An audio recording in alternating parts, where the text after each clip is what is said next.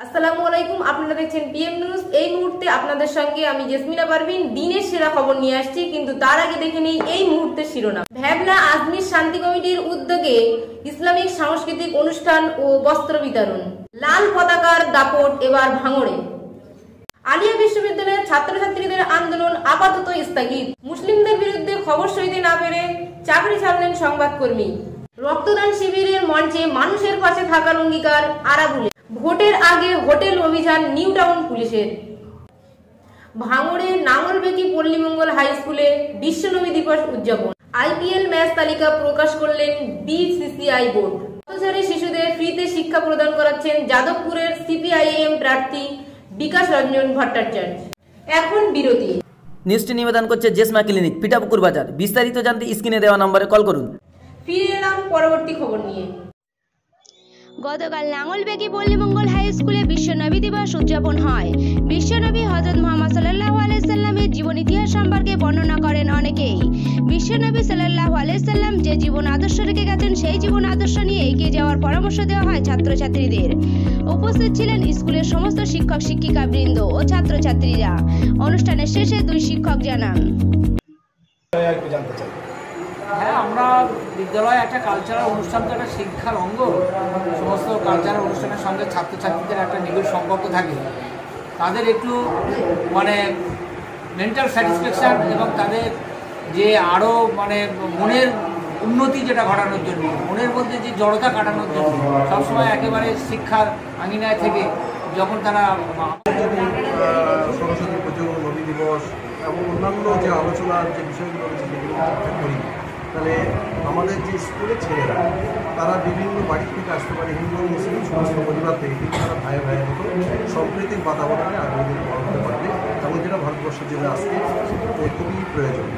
এবং আজকে যে নবী দিবস হচ্ছে মানবতার মুক্তি হিসাবে পরিচিত, এবং যারা পান্নার শাহ খুব পরিষ্কার করে যাদবপুর লোকসভা কেন্দ্রের সিপিআইএম প্রার্থী বিকাশ রঞ্জন ভট্টাচার্য। তিনি একদিকে কলকাতার প্রাক্তন মেয়র, অন্যদিকে একজন আইনজীবী। তার পাশাপাশি এলাকার মানুষের পাশে দাঁড়ানোর এক অদম্য ইচ্ছায় তাকে মানুষের কাছে পৌঁছে দিয়েছে। যাদবপুর লোকসভা কেন্দ্রে তৃণমূল কংগ্রেসের প্রার্থী মিমি চক্রবর্তীর বিরুদ্ধে লড়াইয়ের সিদ্ধান্ত নিয়েছেন। দিনে রাতে ব্যস্ততায় তিনি নির্বাচনী প্রচারে, তাই মানুষের কাছে আরও পৌঁছাতেই পথচারী শিশুদের ফ্রিতে পড়াচ্ছেন তিনি। সন্ধ্যা হলে মানিকতলা ছাগলের হাটের মোড়ে পথচারী শিশুদের পড়ানোয় ব্যস্ত থাকেন যাদবপুর লোকসভা কেন্দ্রের সিপিআইএম প্রার্থী আইনজীবী বিকাশ রঞ্জন ভট্টাচার্য। ক্রাইস্টচার্চে হামলার পর স্কাই নিউজের এক জুনিয়র গণসংযোগ কর্মকর্তা পদত্যাগ করেছেন। তার অভিযোগ, মুসলমানদের বিরুদ্ধে ভাষ্যকররা মেরুকরণ ও আতঙ্ক বাড়িয়ে তুলছেন। স্কাই নিউজ টেলিভিশনে 3 বছর কাজ করছেন রাসনা ফারুক। এবিসি অনলাইনকে তিনি লিখেছেন, কোনো রাতে আমি শারীরিকভাবে অসুস্থ হয়ে পড়তাম, এমনকি বাড়ি আসার পথে গাড়ির ভিতরে আমি কান্না করতাম, কারণ নিজের মূল্যবোধের সঙ্গে নিয়মিত আপোষ করতে হচ্ছে আমাকে। খবর গার্ডিয়ানের। তিনি বলেন, ক্রমাগত দোষ চাপিয়ে দেওয়া একটি ধর্মীয় গোষ্ঠীর একজন সদস্য হিসেবে নিজের মূল্যবোধের সঙ্গে আপোষ করাই শেষ কথা ছিল না, বরং অনুষ্ঠানগুলোতে মুসলিম বিদ্বেষী প্রচারের কারণেও তিনি নিরুৎসাহিত হয়েছেন। উত্তরবঙ্গ মেডিকেল কলেজে ভোটের কয়েকদিন আগেই ভেঙে দেওয়া হলো প্রাক্তন মুখ্যমন্ত্রী কমরেড বুদ্ধদেব ভট্টাচার্যের এবং প্রাক্তন নগর উন্নয়ন মন্ত্রী কমরেড অশোক ভট্টাচার্যের নামাঙ্কিত ফলক। কিন্তু দেখুন, 1972 সালে তৎকালীন স্বাস্থ্যমন্ত্রী বর্তমানে প্রাত শ্রী অজিত কুমার পাজার নামাঙ্কিত ফলক আজও সেখানে জলজল করছে। বামফ্রন্ট সরকারের 34 বছরেও সেখানে হাত পড়েনি, কারণ আমাদের দল বামফ্রন্ট রাজনৈতিক শিষ্টাচার জানে, বিরোধীদের সম্মান দিতে জানে। তৃণমূলের মতো একটি রাজনৈতিক দলের থেকে আমরা এর চেয়ে বেশি আর কি বা আশা করতে পারি।